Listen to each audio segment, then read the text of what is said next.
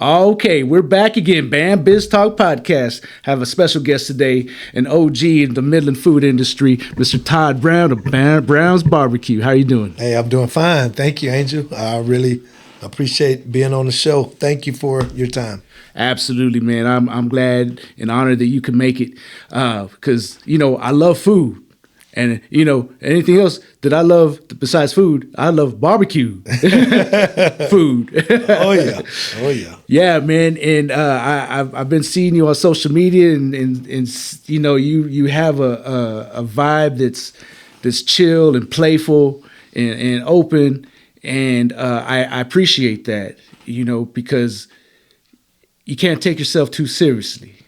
And you put that out there, as a vibe, and that's something that I really appreciate, and I try to do myself. It's you can't get too stuffy and nose in the air. You got to stay real. You got to stay grounded and rooted. Absolutely. I mean, that is part of my DNA is keeping things real, like you say, keeping myself grounded. And always knowing what got me where I'm at, and stay humble and hungry. That was always my philosophy. Boots on the ground, elbows are turning, and just continue doing what you feel is right, because at the end of the day, you only have yourself to look up to. You're not trying to please everyone else. You're trying to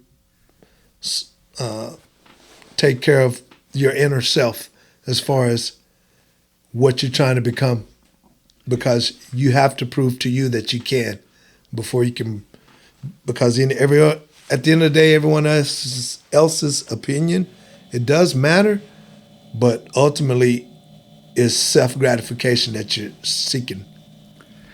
Yes, that's deep, right? Because everything that comes from like a place that can't be seen, right? So, and you're only in competition with yourself, right? From you, who are you yesterday? Absolutely. Versus who are you right now in this moment? Are you living up to your own standards? Are you progressing? Are you making an impact that's going to, because once you do that for yourself, then other people around you notice. You don't do it for them, but you're doing it for the overall, right? There's no individuals that you're saying, okay, I need to please them, because that's a one-way ticket to Dooney Town, Absolutely. Yeah, it's impossible. You just can't do that. You're never going to please everybody. Nope. No, but you stay true to yourself, and you develop yourself, and you know that today that you're better than you were yesterday. Man, that's where you are, and that's rooted in your DNA, grounded. Boots on the ground, elbows grinding. And, that's I love that. Thank you. I love that. My mentor Michael, he always used to say, "Keep your head down, working, and good things will happen." And he couldn't have said it best, Mr. Crane. Rest his soul. I know, like you expressed. He was dear to your heart, and I'm sure he's proud of what you continue to do as far as the legacy and things that you're trying to continue to capture and do. And so, again, I'm just honored to have this opportunity to be here. I appreciate that, and that's the purpose now, to pick up the flag and keep it rolling. And I hope one day when it's my turn and I get to meet him up again, that he'll be like, "Hey, good job, man." That's what drives me. That's what drives me. And the reason he was passionate about what he does is my reason. Because we were both very, very similar in that regard. That we both had we have a servant's heart, and we want to help. Right, we just want to help our fellow man out. Well, what does that look like? It's different for everybody. But he and I had a kind of similarity in that, like, pass on to what we're good at. We're good at seeing something, analyzing it, and telling them what they need to be doing different to grow. And get better. You know, it's really interesting you said that, because today, in today's society, the integrity and the values of your fellow human, it's really not non-existent. You know, everyone is such a me. What can I do for me? And the next person really doesn't matter. But when you genuinely care and try to help individuals achieve whatever it is they're trying to achieve by your experiences that you may have had, to prevent them from going through the same sort of heartaches that, you know, you had to go through, then it just makes you feel so much better. And that's basically where I was leading toward, as far as the things that we've done in the industry to always help the fellow entrepreneur, because ultimately we're stronger together. When you can 100% assist and prevent others from going through similar heartaches, yeah, then it makes you feel better as an individual, and then they're going to say, hey, that person is really genuine, because he genuinely wanted to help me. Right. Absolutely. And didn't try to break me on the way, didn't try to gouge me on the way, you know, but hey, what I sacrificed or paid for this, I got twice that in return. Absolutely. You know, and that's how I think. Like, if everybody, it's one of those things, like if everybody operated like that, it'd be, you know, such a better world, you know. But the thing is to seek out those who do operate like that, you know. And there's one thing I've learned as a business owner, right, in the relationship with customers, right, is as a business, and I tell business owners this all the time, it's okay to fire your customer. I agree. You have the right to refuse service to anyone.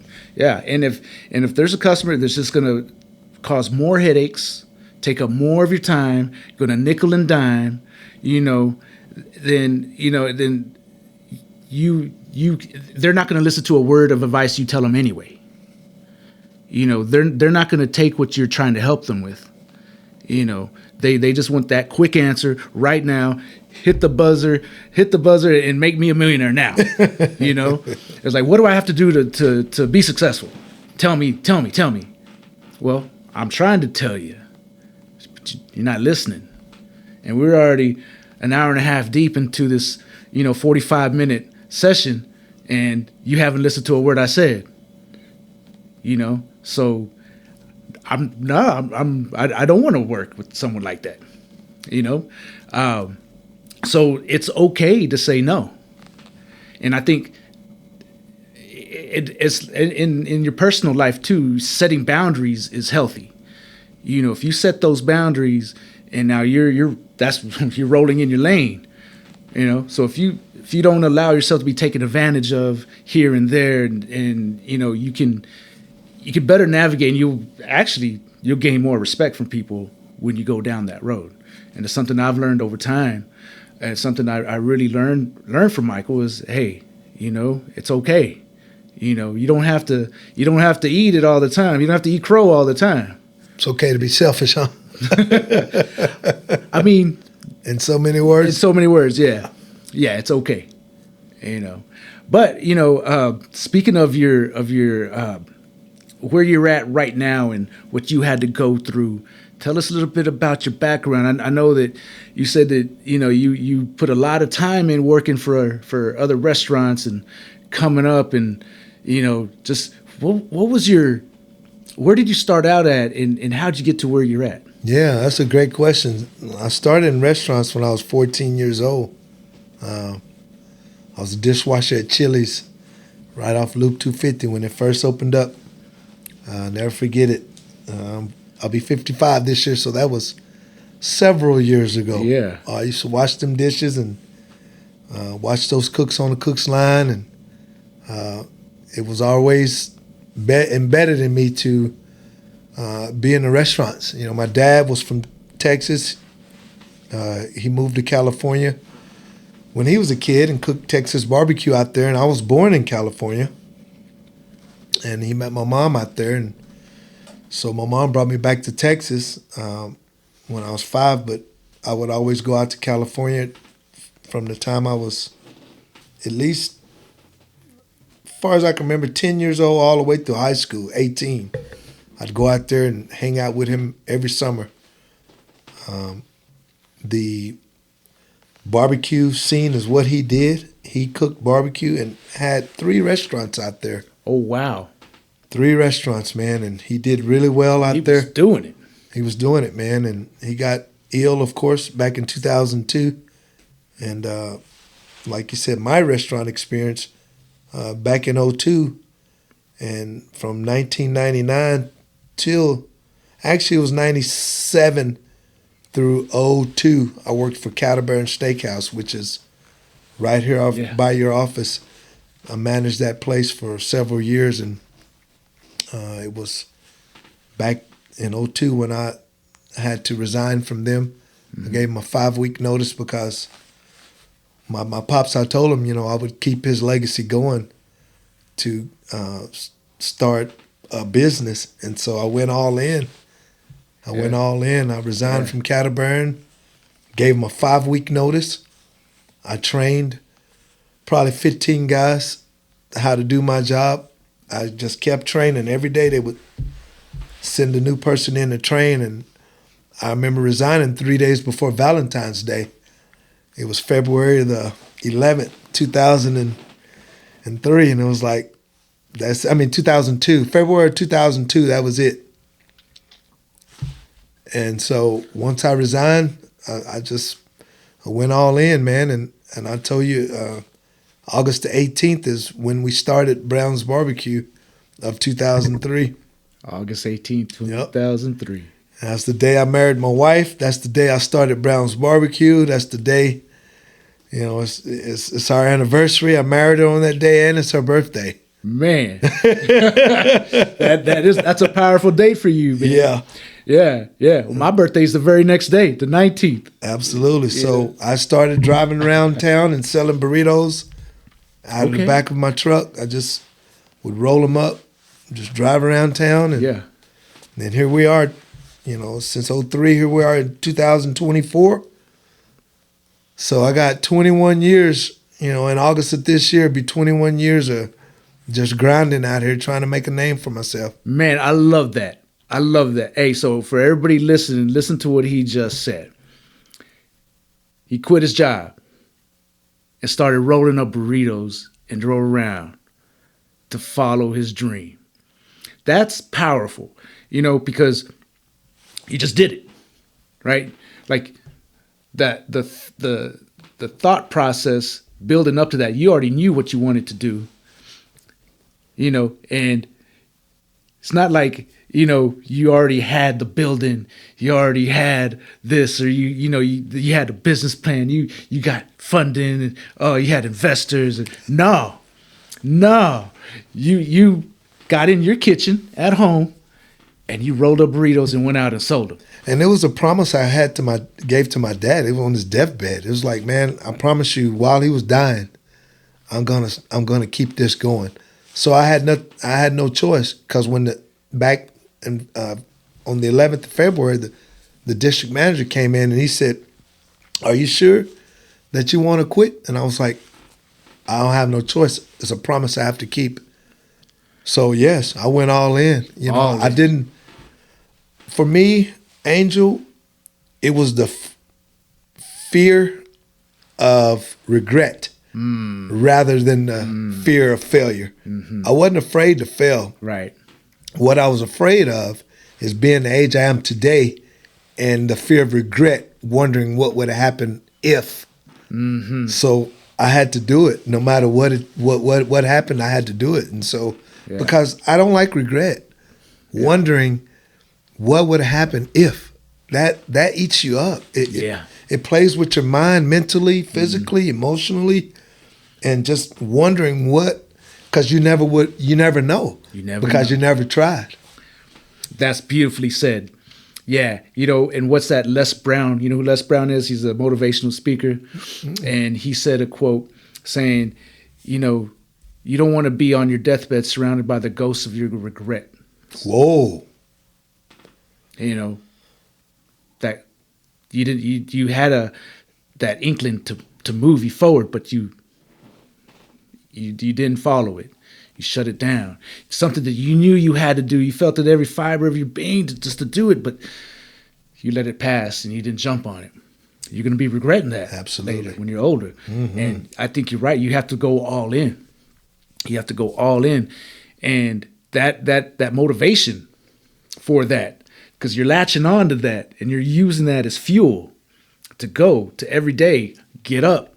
Right? Roll those burritos. Oh, yeah. Pop them in your ice chest. Throw them in the trunk of your car and roll. Roll with it. Yeah. Because you know that's a step forward. That's a step forward.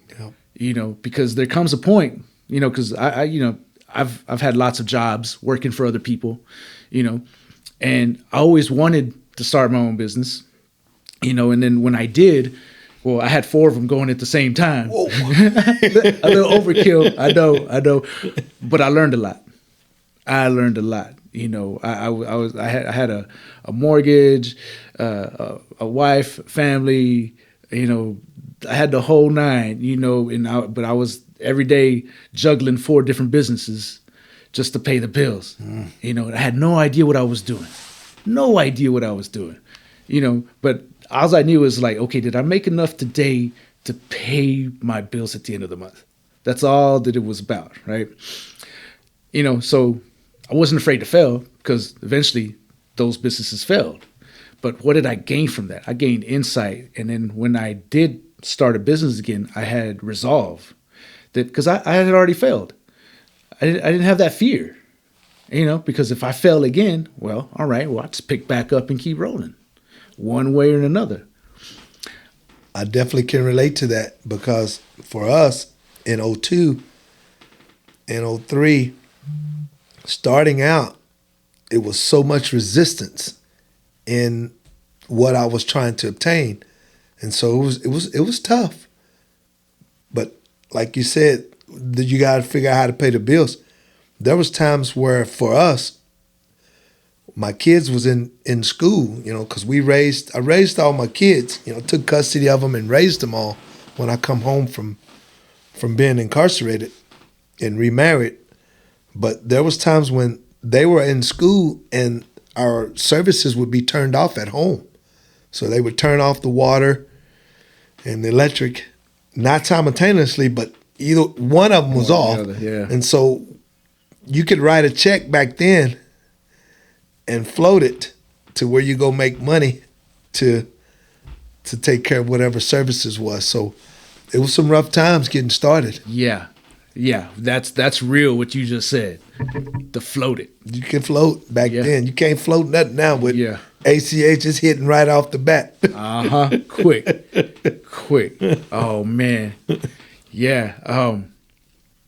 So getting started, right? And when you had that in 02, 03, when you were grinding, boots on the ground, for how long did you do that? What was the next step after? What was the next phase? Well, it was always, back in those days, like I said, I've drive burritos around town. I had a job at Red Lobster in Odessa. I used to be a server over there. And every morning or every shift, the servers would eat the irresistible cheddar bay biscuits. So I would roll burritos again. I'd go and sell them to the servers to prevent the irresistible cheddar bay biscuits from being eaten up. Because they were so irresistible. So they were eating that and they eating my burritos. And then once I finally quit that, again, the next step was I had met an individual who gave me my first piece of pipe to build a barbecue pit out of. So I met this guy from serving tables, and then along one of my routes was a place called TMP Truck and Trailer. They helped me actually build the actual pit because I would pick up their yard. I would clean up after the guys, sweep the shop. I would clean the restroom, doing everything I could to get this trailer built because the city had shut me down. They went on one of my routes and they seen that. They said, well, Mr. Brown, you can't, because I had obtained a trailer. So I had a stove on the trailer, a barbecue pit. So now I went from the cooler to just a open style trailer with no sides on it. And so they went to one of my routes and said, no, you can't do it like this. We have to shut you down. You need to get trailer with sides. You have to enclose it and all that. And so those people from TMP, still my friends today, some of those guys that I know, they said, well, we're going to help you build. We'll find you a trailer. I found this trailer. It had sides on it, and we gutted it out. And that's the red trailer. I have a mural at my restaurant. It's called Big Red. That was my first actual trailer. I thought I was it. We got that deal finished in 2005. I thought I was it, man. So now I got a food truck that I thought was the food truck, but now they've evolved. Here we are in 24. These things are $500,000 now. Yeah. They I had about 18,000 in this trailer, and I was on top of the world. Yeah. And so that's hence the name Get Around Brown. We just started moving around. You'd see me at Best Buy, different places all over town, Bahama Bugs, selling my food, just, again, trying to make a name for myself, boots on the ground. Get Around Brown, boots on the ground. Yeah. Hey, that's super cool. That, you and then you just meeting somebody randomly because of a job that you got to do to pay bills. That's the synchronicity in that. There's the timing, universal timing that brings, different individuals together in a certain space and time because there's a meaning behind it. There's a purpose, and I think it's up to everybody to find out, well, what's the reason for this?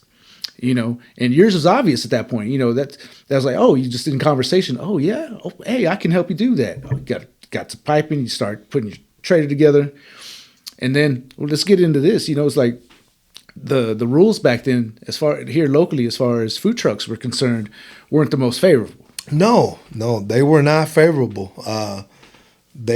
Was not in the best interest of a young budding entrepreneur, to say the least. So the ordinance was to where you could only stay here for a day, and then you had to go over here, and you had to go over here and pick up and move, and you couldn't have any permanent structures, and you couldn't have tables out. It was just resistance. Yeah. And so I was fortunate to know some of the people to where they were. I was fortunate to know people down at City Hall to where they showed me proper protocol to not be the angry person going down there raising sand. Yeah. So there was proper procedures and protocols that you had to adhere to in order to obtain a common objective. So I had to be really, really humble and really, really open to suggestions, and because again, there's a proper way of doing things when it comes to trying to get your way with government. Yes.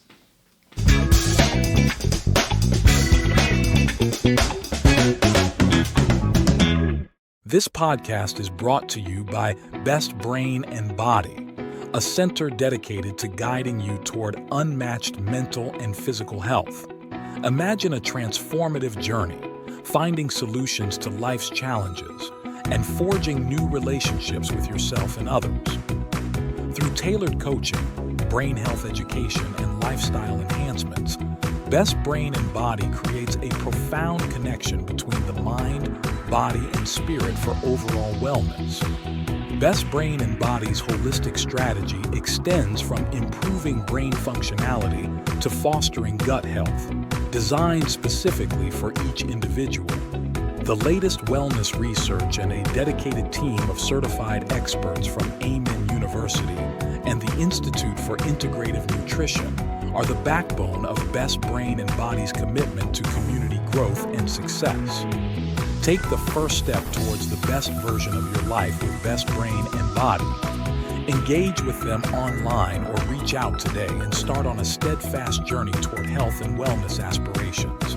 Best Brain and Body, where your wellness journey begins.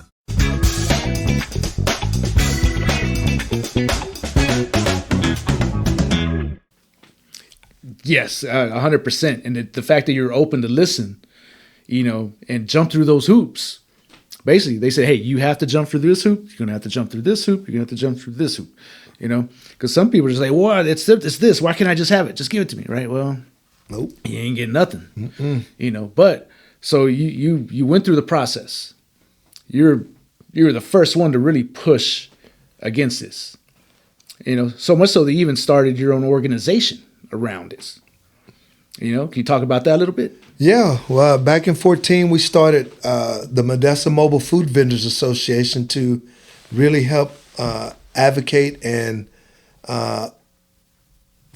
advance the mobile food industry, because that industry locally was so new to the city.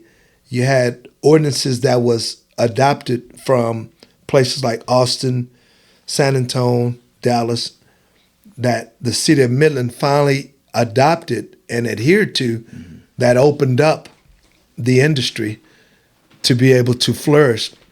And I take pride in that. Yeah. I really do, to be able to say that the industry now, the mobile food industry now, is flourishing because of the work that we did, or the grandfathering that we, I always talk about being the original, the OG. So I'm really proud about the fact that this industry is flourishing because of the work that we did.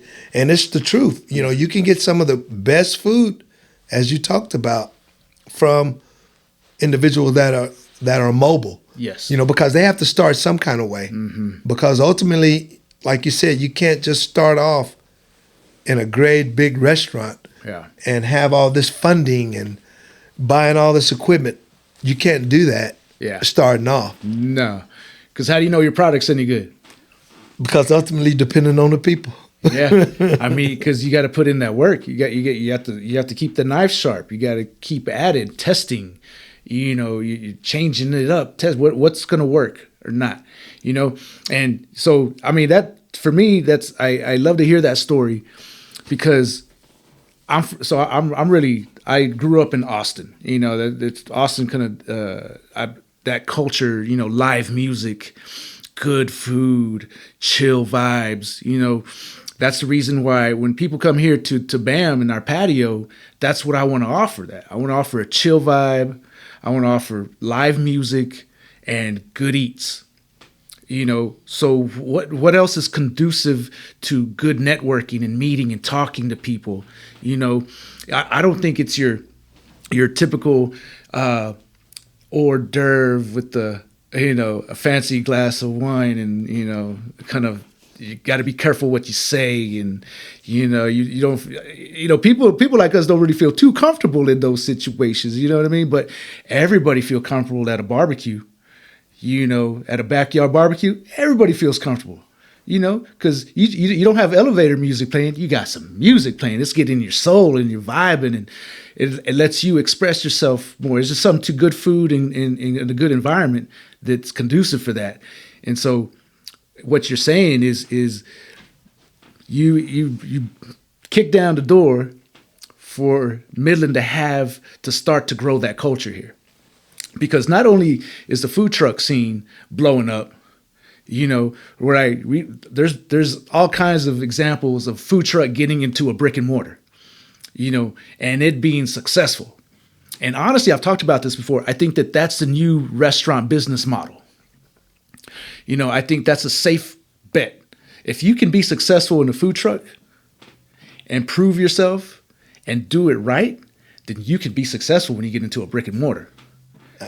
Absolutely. I totally agree with that 1,000%, because for us, like you said, or like we both alluded to, you can't just start off in a brick and mortar. So you have to prove yourself that you are a viable business to where your product is sustainable, to where individuals will like your product. Your market has been proven. You've tested yourself.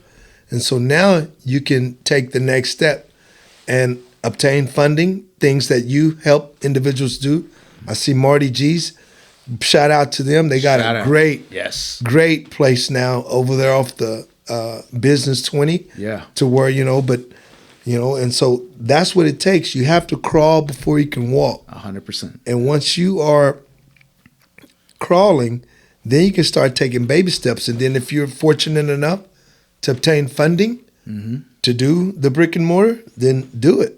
Yeah. And so shout out to individuals that have done that. And 99.9% of individuals that start a food truck, their overall objective is to get a brick and mortar, but they have to start off with that minimal investment. Yeah, because if you can go through the grind of a food truck, that's a hard grind. That's a hard grind. 100% it is. Because when you open a restaurant, you're like as a chef, right? As a food artist, you're like, oh, I can make this, I can make that, I can make this, I can make that. Well, right off the bat, you're already overwhelming yourself. If you're going to offer everything you can do out of a food truck, you have to test that out. Like, what's going to work right here? As like you said before, you have to prove it. You have to test, and you have the proof of concept.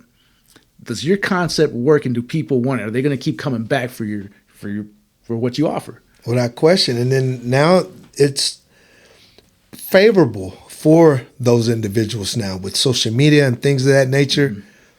They can, publish posts and talk about themselves and, create these different nuances to showcase who they are.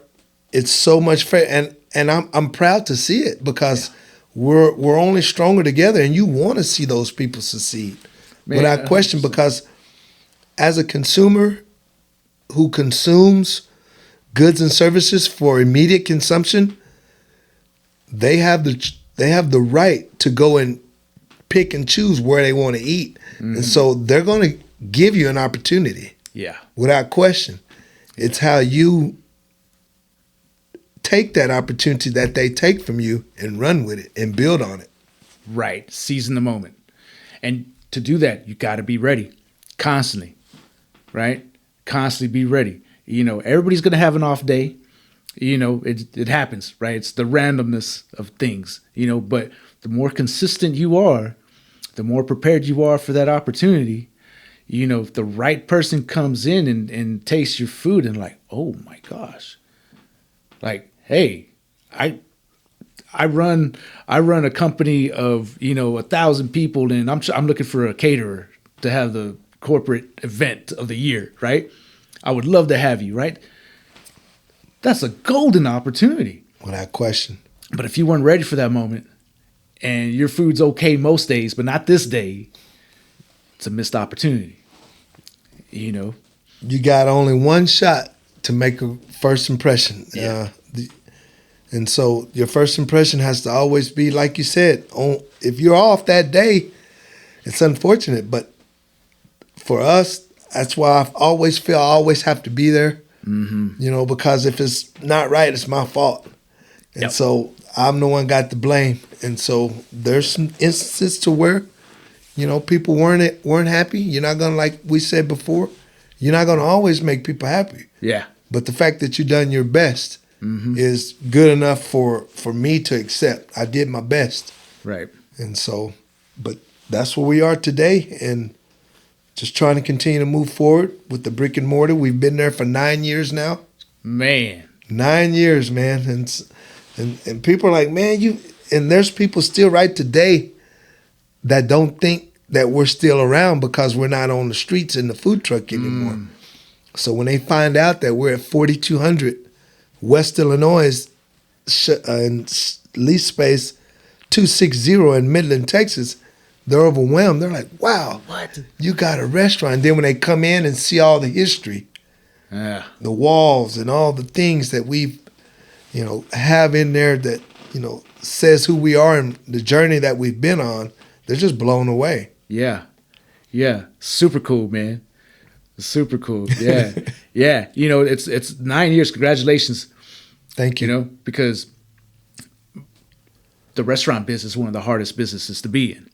and be sustainable successfully for a long period of time, because it's statistically one of the hardest business industries to get in. You touched on it. That's why the statistics are, but in the first 2 to 3 years, you're going to fail, period. But those individuals that do fail are individuals that jumped into those big brick and mortars. Yeah. They didn't test their market. Yeah. They didn't clarify those stats. But as I dug deep in those stats, that's what I determined from the stats that I dug. People go into those buildings without a proven tested concept, with funding that they may have gotten because of great credit or because of inherited funds, and they fail. Yeah. Because they get to sniffing a little money. They got a bunch of money. They let everybody else do the work, and they fail. Yeah, because you're walking into immediate overhead. Immediate. Yeah. The way you did it, rolling burritos. Yeah. Crawl before you walk, man. Uh-huh. I mean, I am a true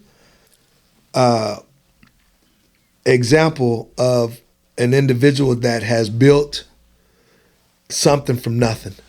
True example. The prime example. I mean, they can tell you, man, that guy used to sell burritos out of his truck. Then he got the trailer. Then he did this. Then he did that.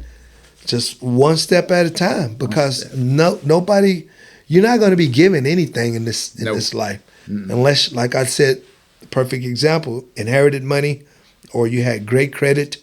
Yeah. Somebody gave you some money. But for me, it was like, that's the only way I knew to do it. Yes. Because they definitely didn't give me no money. Yeah. Credit was bad. Fresh out of prison, I'm not giving that guy nothing. Yeah. So it was extra hard. 300 credit score. I couldn't even get a piece of bubble gum. They didn't even want you chewing, man. Man, I couldn't get a piece of bubble gum on credit, man. Man, you could buy a stick of gum now. Absolutely. Yes, sir. Yes, sir. and it's because of that, right? Because I do that. That is another kind of a law of I guess human psychology, right? When you're given something, you don't appreciate it. You take it for granted. And you're less willing to put in the work. Because it's already there. Why do I have to work so hard, right? But when it's not there, you got to hustle. You got to work. You got to grind. Every day. And you got to keep sharpening that knife. Boots on the ground. And be ready. Because that's how you build a long-standing, successful business. Absolutely. Of any sort, right? Any kind of business. Any. But, especially in the restaurant where you have to keep proving yourself every day. You got to evolve. You got to change with the trends. You have to adapt new concepts. You have to be willing to test different foods. You have to be able to do other foods, vegan food. I was just about to bring that up. Things that we do. You have to evolve, because if you don't, you'll be left out. Talk about that a little bit. What got you to want to do vegan barbecue? It was, my wife had a food allergy about 9 years ago, and she got to where she couldn't consume any animal protein, whether it was butter, milk, eggs, any animal protein. She couldn't consume it, where she'd break out in hives or her throat would close up. And so being married to a barbecue man, it was tough for her, and it's still tough for her. Yeah, it really is. But so it was important for me to try to do something different, because as the consumers shifted toward those trends to want to eat healthy and things of that nature, my philosophy was, as I did another analysis, if you have a party of 12 and one in that party is plant-based or wanting something because of their dietary restriction, and you didn't try to accommodate that style of diet, then you're going to lose all 12 sales by not accommodating one. Because they're going to make the decision, we can't go there. Can't go there because such and such can't have it. So so now you done lost 12 sales. Yeah. Or 12, Right. A party of 12, and that's a nice little chunk of change. That's a good day. And they're not coming because, Jan can't have her, plant-based stuff. So, and then it was just easier to do because now they are adopting so many different styles of plant-based foods, options and things of that nature. And so for me, who I'm always there doing the cooking, so it was easy to learn and know to keep this side of the grill clean or cook on that side of the grill and not cook it with this because of that experience that I'm having by preparing food for my wife. Yeah. And so it just was a seamless transition. Okay. Again, things happen for a reason, right? There's something that got you to go that direction was near and dear to your life. Absolutely. So making this just it made sense for you. Mm-hmm. So do you have your regulars who are vegans that come? All the time. And they love it. We do all the plant-based breakfast stuff. And we're now actually the public, I wouldn't say demanded it, but it was some careful consideration because we do a lot of catering. We are in position in business now to have catapulted ourselves ahead. Mm-hmm. We need catering. We get Brown. He'll come out in his food truck. We don't go out trying to sell food anymore. We have all of our jobs already paid for when we go out in the trailer. So again, that's that footwork, and that groundwork that we've put in. So now we just basically go out and take care of those types of things in our truck. But we just can say here recently, we are very blessed in that sector. But now we've extended our hours because the consensus is if you can get the brick and mortar to help sustain the catering, then now you've shifted the focus.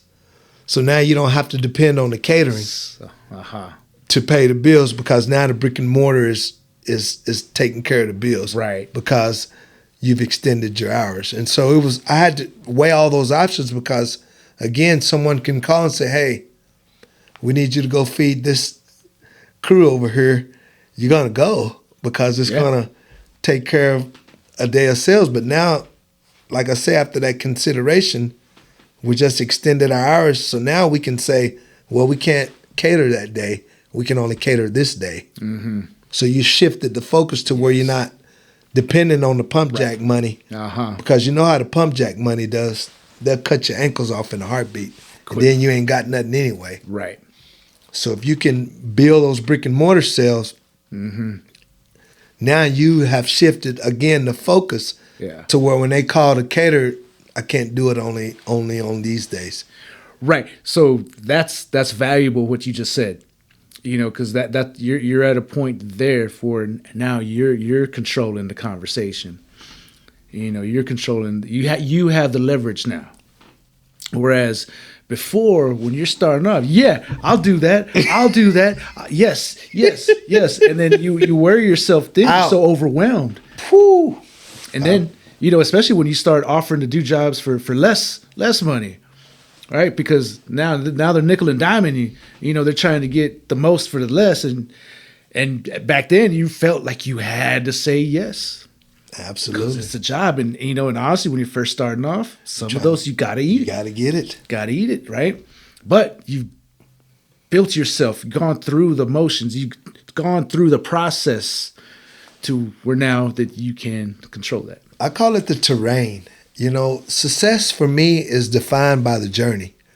If you can't go through the terrain, the caliche roads, the mesquite thorn bushes to get to the other side, then it's unwarranted for me. Yeah.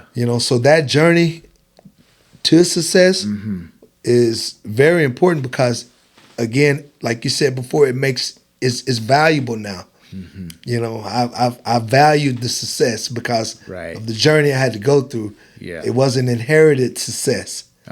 So always embrace the journey, man, for me. Yes. I love the journey because if you can't have any rough times getting through to the other side to success, then it's not valued enough for me. I want it to be difficult. Yes. I mean, I think that's well said, right? It is all about the journey, right? The destination is an ever evolving place. It's not one set, because 20 years ago when you said, I want to be here, when you said, I want to be successful, okay, what did that look like exactly? You probably said, oh, I have my own building, make some money, pay the bills, right? Okay, but then what? You just stay there? That's where you stop growing, you stop evolving. There's no one place where you're going to say, okay, I'm done. Absolutely. So you're still going through that journey, that process, just on the next level. I really am. And it's good you said that, because now the business have focused and shifted toward the educational side of it. I love this. We are partnering with a local company here locally to where we're going to do some series of instructional how to do. We're going to have a 12-part series to where we're going to do, like I said, instructional courses on how to prepare different items. I won't go into all those items, but we're going to have some seminars to where we're going to have it for date night.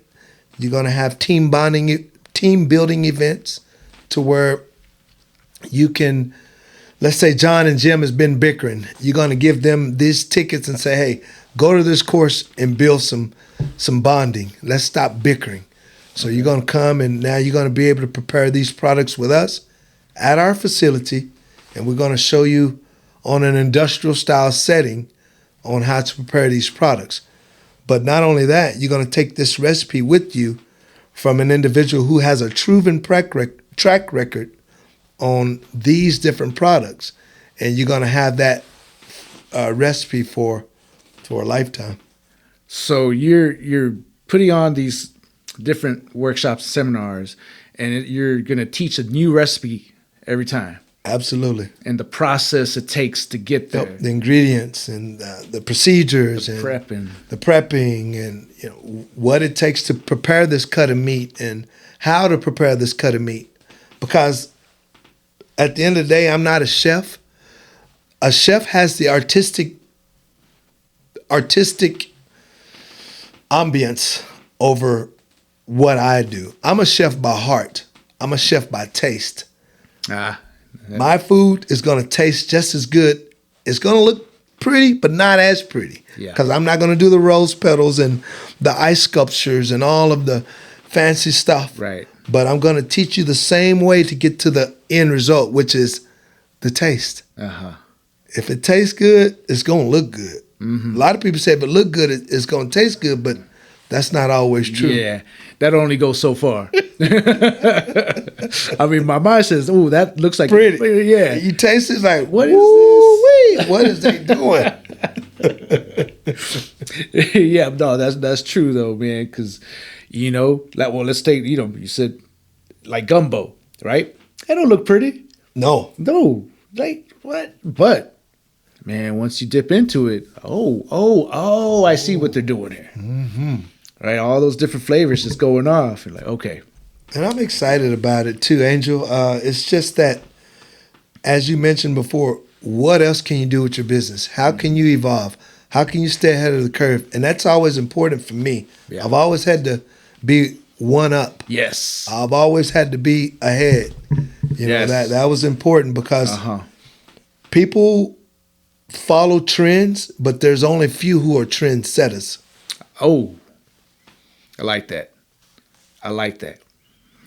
That's a staple that we have here at BAM. So Michael had this saying, must have heard him say it 1,000 times.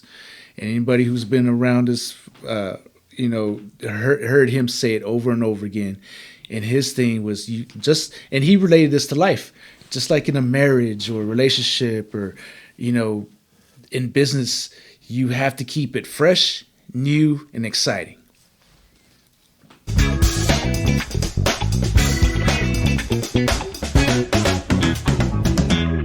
This podcast is brought to you by Best Brain and Body, a center dedicated to guiding you toward unmatched mental and physical health. Imagine a transformative journey, finding solutions to life's challenges, and forging new relationships with yourself and others. Through tailored coaching, brain health education, and lifestyle enhancements, Best Brain and Body creates a profound connection between the mind, body, and spirit for overall wellness. Best Brain and Body's holistic strategy extends from improving brain functionality to fostering gut health, designed specifically for each individual. The latest wellness research and a dedicated team of certified experts from Amen University and the Institute for Integrative Nutrition are the backbone of Best Brain and Body's commitment to community growth and success. Take the first step towards the best version of your life with Best Brain and Body. Engage with them online or reach out today and start on a steadfast journey toward health and wellness aspirations. Best Brain and Body, where your wellness journey begins.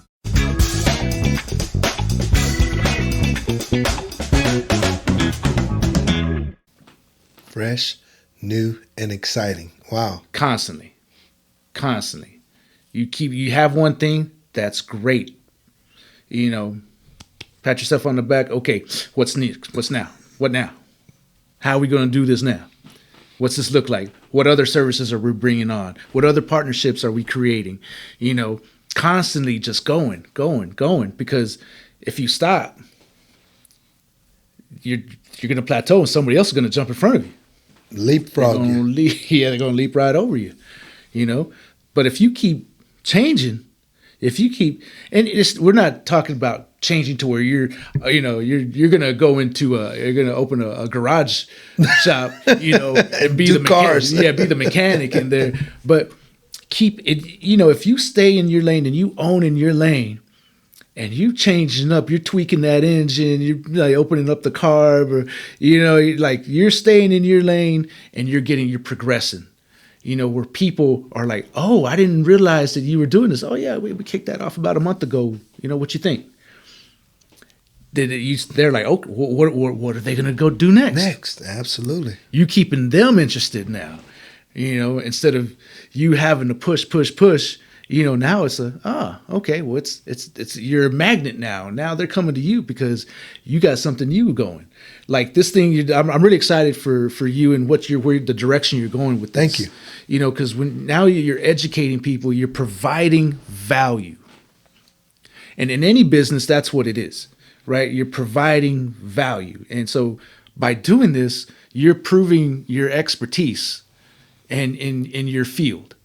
You know, you're putting out there that, hey, I can teach you what I know. And by being the teacher, well, now you're an authority. And by being an authority, people are gonna, off the bat, oh, he's an educator. We're gonna trust you. You know, so hey, I bet you his barbecue's good. Oh yeah.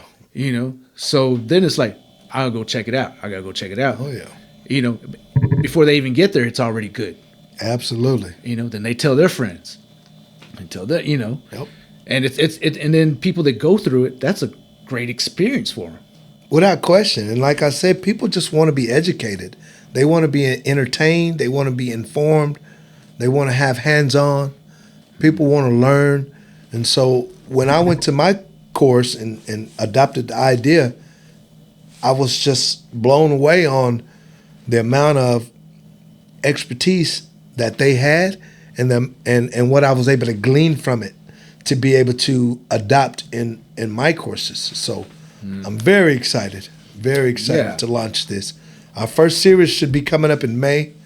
Okay. We're going to do some stuff for Cinco de Mayo. How do people get involved? How they get involved? We are going to unleash the information via media platform.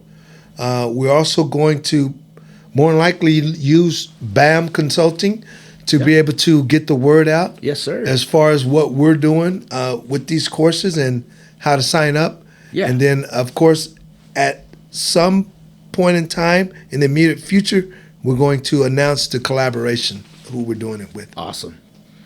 Yeah, we're more than happy to help with that, for sure. I mean, man, you know, just the idea of it itself, right? You know, is something that we would support. You know, hey, I was interviewed right before Christmas time, and the one of the questions they asked me was like, what do you see out there? What's the new trend that you think people should be aware of? And my answer just kind of came out. I said, I think people are going to want a more hands-on experience, a more personal, because for so long already, especially because of the quarantine, we were so isolated and everybody just got on their phones and got on the Zooms, and it was all just became digital, which, we've been going that direction for years.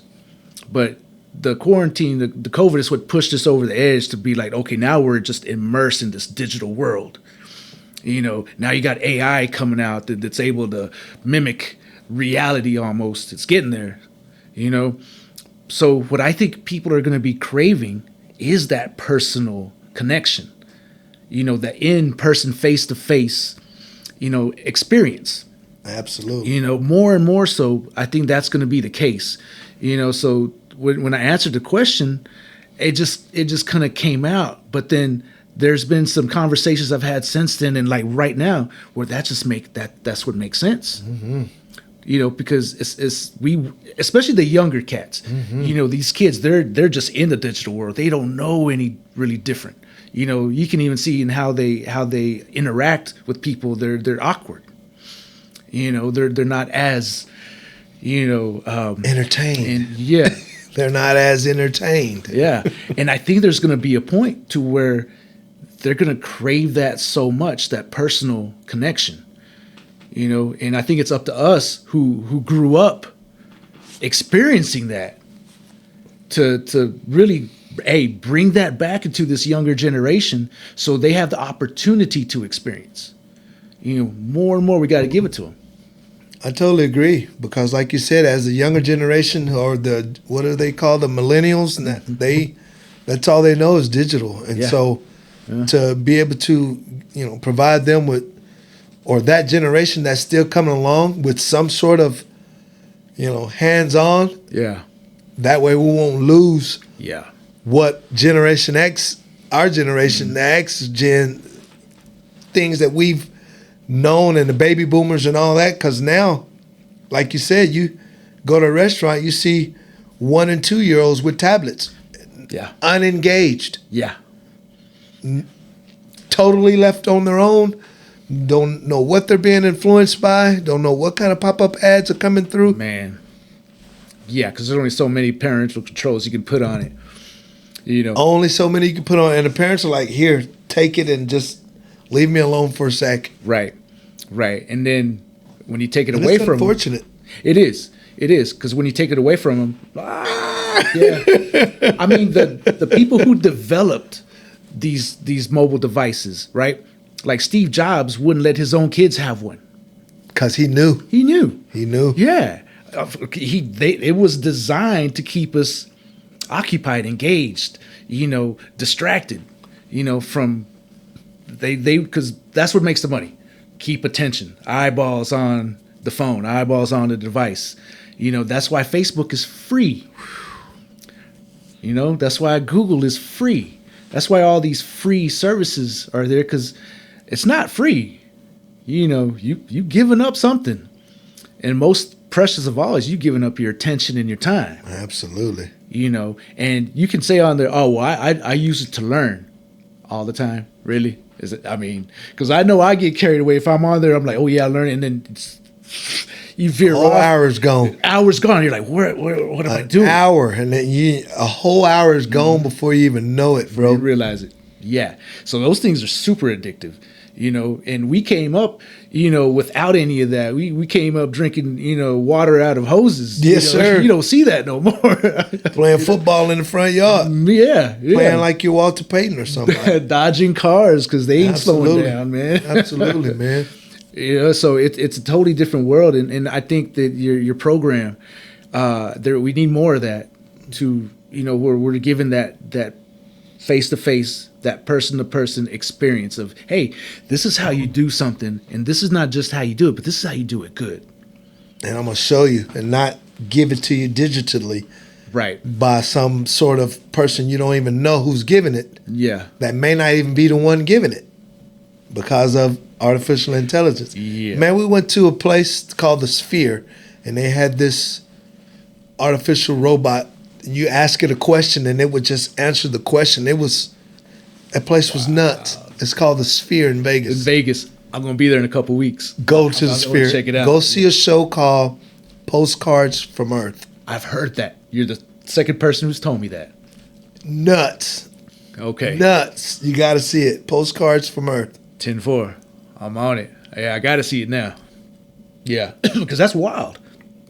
That's wild where technology is taking us. Yeah. But I think it's also important to keep our ground, keep our roots, and what makes us human, because we could lose that quick. We've seen over these last couple decades, like, man, we went from coming home, the street lights was out, till you just never leave the house. In all of the span of a short amount of time. Imagine a couple hundred years from now. What's that going to look like? Because it's been said, like, these next 3 to 5 years in the development of AI, as AI develops, because we're in the baby stages of AI. In these next 3 to 5 years, because it changes on a daily basis, AI is progressing and moving, growing, expanding. The more things he can do with it, there's not enough time to find what's out there, right? There's just so much coming out. Wow. So in the next 3 to 5 years, it's said that it will define the next 300 years of human history. Whoa. Yeah. So, I think we have to be really careful on how that's defined. Because once you let the genie out the bottle, you can't stuff it back in. But if we move along with conscious and like you yourself are doing with these person face-to-face hands-on experiences, I think that we keep the person-to-person important, right? For sure, the digital's going to be here and it's going to be there. But if we can use it as a tool, but keep our humanity, I think that's the balance. And when I say balance, I mean in a harmonistic way. If we can keep that harmony flowing, where we keep our ground, and then have our digital experience, the bonding of the two, I think that will be the best outcome overall. It's just that's easier said than done. Yeah, probably more people smarter than you and I sitting here ones going to have to solve all that. But like you said, we can do our part. Yes, and that's what I'm getting at. It's like it's going to take like you and me to do our part to do that. And there's lots of others out there. And I think it's just about bringing them out. Putting some spotlight on them. And hey, do your thing. I see what you're doing. Let's collaborate. It's about collaboration and working together and not being isolated. I totally agree, 100%. That's my philosophy. We are stronger together, especially being local individuals and businesses. We're only as strong as we are together, because when you isolate yourself or say, well, I'm better than him or I'm the best, let's have competition to say who's the best this, who's the best that. No, let's just collaborate. It's all about collaboration, because again, we are as strong as we are together. 100%. What's that old saying is, you have a group of 5, right? Mm-hmm. But if they're all by themselves, how strong is that, right? Mm-hmm. But when you bring them together, knuckle sandwich, you do a lot of damage. As a group, you said it. So I have a couple things here. Without giving away any trade secrets, right? Okay. Right. So what do you believe is the key to making like a great barbecue? The key to making great barbecue, it's always for me, the key to great barbecue is you got to have your right rub. Most of barbecue connoisseurs and pit masters, They all have the same basic ingredients for the dry rub. Some of us spritz, some of us don't spritz. Some of us mop, some of us don't mop. Primarily, it's all about the fire. You have to make sure that your fire is controlled. And for us, we use 3 different woods. We have a oak, mesquite, and pecan. Ooh. So we always use those 3 because mesquite's always for heat, oak is for smoke, and pecan is for flavor. So you want to have those 3 combinations for me to be able to, because when you use a lot of mesquite, it's over penetrating with smoke. Yeah. Some people can't have it, and they're like, oh, man, it tastes too much like smoke. Oh, yeah, man, I don't know what they did, but ooh, it sure was smoky. It tasted like straight smoke. I burped forever. Yeah.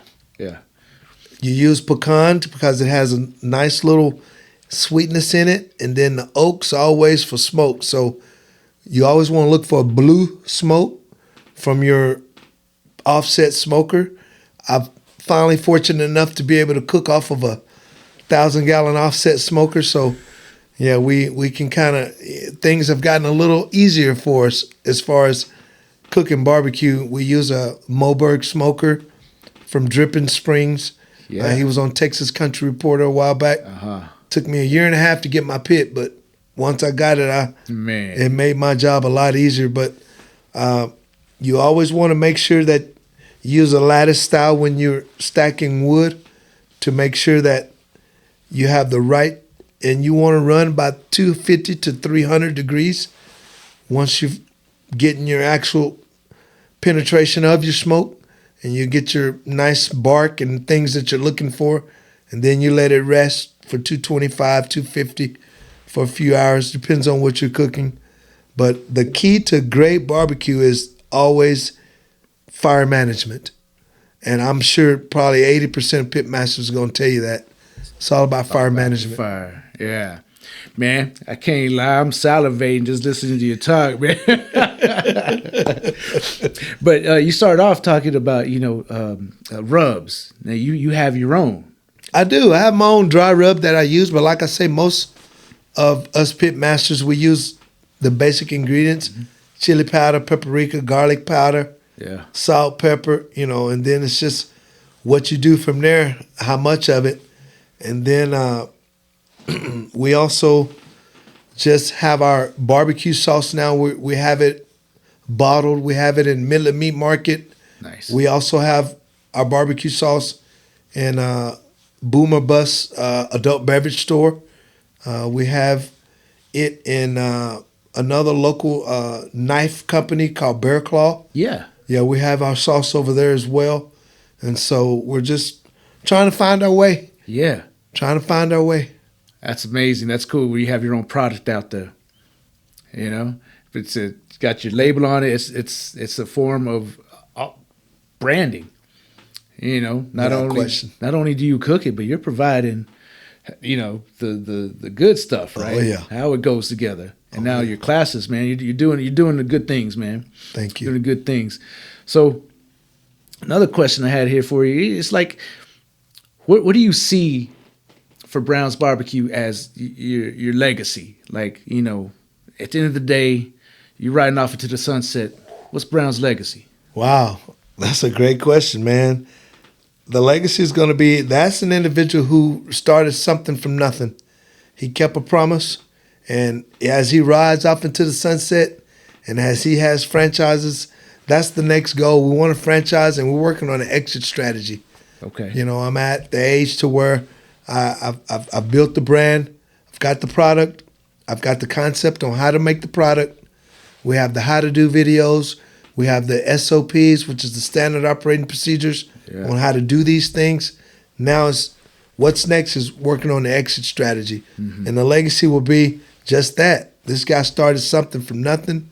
He had a promise he kept to his dad, and he's built something out of nothing. So that's awesome. Especially your whole, just the fact that you said exit strategy, and franchising, right? So you have all the tools, everything right in front of you. Right there. So why not? That's That's exciting. I'm excited for you for that. And that's what I'm gonna be leaning on you guys for, as far as, what do I need to do these type of things, and how to, and because all this information again is things that I've learned along the way. Right. It wasn't no manual for. There ain't no manual. It's like how you have to glean on other people's expertise, and not only that, you have to also take the time to put in the work. Yeah. To be able to get to that point. So I have a 20-year run, and it's like, man, this guy's been doing this 20 years. It's a proven track record. It's an investable opportunity. It really is. There you go. But as we continue to navigate the terrain and the journey, that's where we're leaning toward. Yeah. Oh, that's beautiful. That's beautiful. And I think, any business owner, especially like in where you're in a service, right? You're providing a service, and it can be processed. You can teach somebody how to do what you're doing. That's that only makes sense that you're going into the education and having the seminars and workshops, right? You may very well find a couple of your franchisees in there. Where do I write the check, sir? What do you need? Yeah. You're creating something where your people will come to you for it.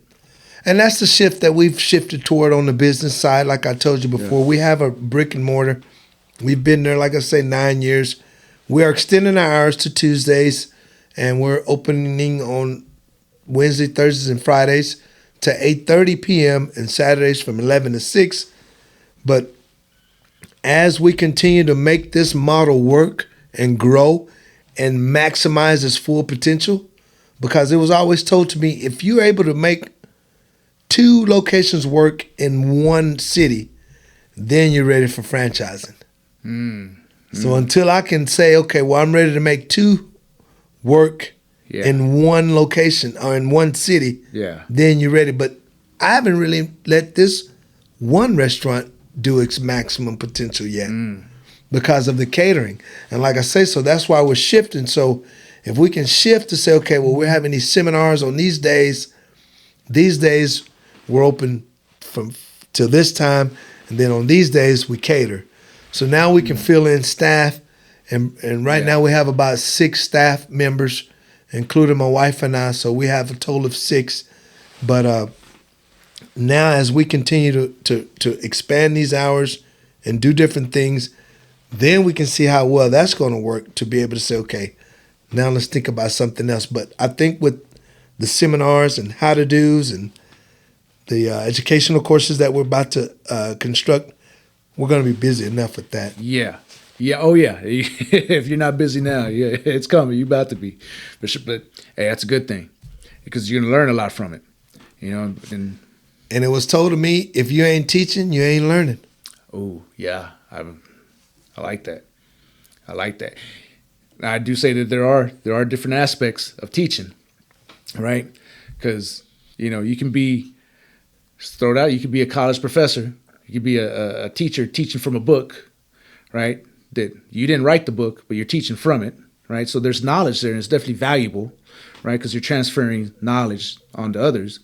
But if you've actually gone through it and built it yourself, and you know the ins and outs, then you can truly teach, and that's exactly what you're doing. You're bringing them into your kitchen, and you're teaching them, hey, that's a hot stove right there. That's a hot grill, oven, whatever this is how you do it. This is how you prep it. This is hands-on, without just, hey, bullet point A says hands-on experience by far is, and they're going to eat it up. I can already tell you, just being able to come into an industrial style setting, commercial style restaurant, seeing the actual nuts and the bolts behind the scenes, they're going to eat it up. Yeah.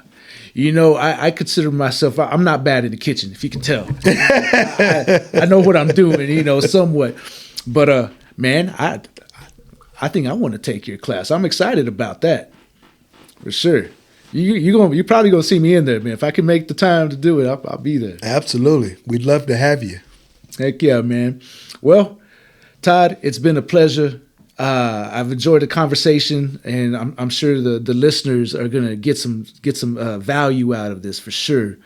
Is there anything, a last word of advice that you would give to other entrepreneurs wanting to get into any business, but particularly in your industry? What words do you have for them?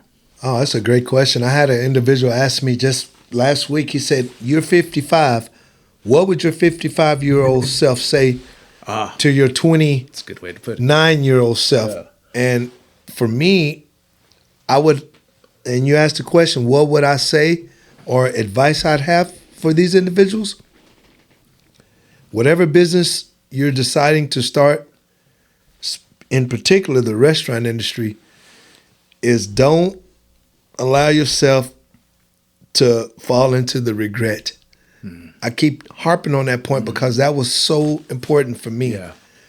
I didn't care what it took. I had to try. I was not afraid to fail. Yeah. But what I was afraid of is the regret by not knowing what would happen only if I had tried. Yeah. And so that's my ultimate advice for anybody starting a business. Go for it. If you have the 401k, all the things that you have, don't spend all your money up front. Do the research. Know how you can start at a minimum investment.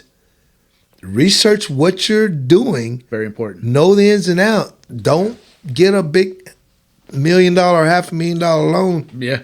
and think you're going to make $30,000 a day like Chick-fil-A does. Yeah. It's not going to happen. They're only the ones make 30 grand a day. Maybe some of them make 50 grand a day. Just turning and burning, nuggets. But start off small and realize it's okay to start off small. Absolutely. Yeah. Mm-hmm. Start off small. Yeah. And that would be my nuts and bolts advice to anyone starting out. Start off small. Don't regret the fear. Don't regret the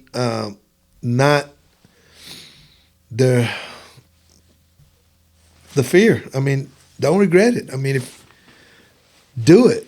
Do it. Yeah. Do it. Just do it. Yeah. And Nike said it best. Just do it. Just do it, right? Like, know what you're doing and do it the smart way, right? Don't jump into big money. Don't jump into your ultimate vision right away, because you're setting yourself up for failure. Absolutely. Yeah, and the reverse of that is, hey, don't be afraid to fail, but let's do this the right way. Mm-hmm. Let's build. Start small and build. I think that's beautiful advice. I preach that to my clients all the time. Nice. Hey, start small. Let's build your model. How's this going to work? What do your expenses look like? Nice. What are you looking at? Now, how much do you think you can bring in? Right? Work that out. Nice. Let's work that out, and then let's go. Right? Prepping. Let's put the aha moment. You gotta get it. Gotta get it, man. Well, where can people find you at? Social media and then your location, say that again. Absolutely. So we are located at 4200 West Illinois, lease space 260 in Midland, Texas, 79703. All of our social media outlet information is Facebook, Twitter, Instagram, TikTok is at GetAroundBrown. At GetAroundBrown. GetAroundBrown. Man, I love it. Well, I appreciate you, Todd, and congratulations on your success in 9 years. And hey, we got to do something big for year 10. Absolutely, it's coming. Hey, sign me up. That's what I'm saying. Count me in. Let's do it, man. All right, well, you have a good one, brother. And, Thank you. We'll get you on here soon too. You got it, man. Sir. Appreciate it, Angel. It's my pleasure. Absolutely. Bye-bye. The BAM BizTalk Podcast is brought to you by our sponsor, Pachuco's Restaurant. Craving authentic and eclectic cuisine in Midland? Well, Pachuco's has you covered. Located in downtown Midland at the ever-so-legendary and iconic historic building at 316 North Big Spring Street, Pachuco's blends rich and unique flavors in a conveniently pleasant and vibrant atmosphere. Enjoy the highest quality barbecue, savory tacos, burgers, and a variety of other mouth-watering dishes that reflect the spirit of a true Pachuco cuisine. Real, authentic, and just plain different. Check out their menu at www.pachucos432.com or call 432-218-8806 to inquire, or better yet, just show up and get your shine on. At Pachucos, where heritage, exquisite taste, and hospitality come together for an unforgettable dining experience. Pachucos, Midland, Texas. Entrepreneurs and small business owners, are you searching for ways of taking your business to the next level? BAM is your answer. We specialize in crafting high-performance marketing strategies that put your brand front and center right in the palm of your customers' hands. Not only can we create a premium website full of features that optimize your social media and digital marketing presence, but we ensure that your brand gets multiple views from your target audience and even those visiting your competition. BAM is your go-to solution in the Permian Basin. But we're not just about digital and social media marketing. We're a one-stop shop offering a spectrum of services, including business mentorship, strategic planning, market research, and access to capital. That's right. We can get you funding to expand your business. With BAM, you're not just getting a service, you're gaining a partner committed to your growth for the life of your business. Our team of experts in small business development will be with you every step of the way, offering the guidance, support, and services you need. So why wait? Kickstart your journey to success today. Call us to set up a free consultation and discover how BAM can help your business soar above the rest. 432-247-8840. Call today and get your business launched.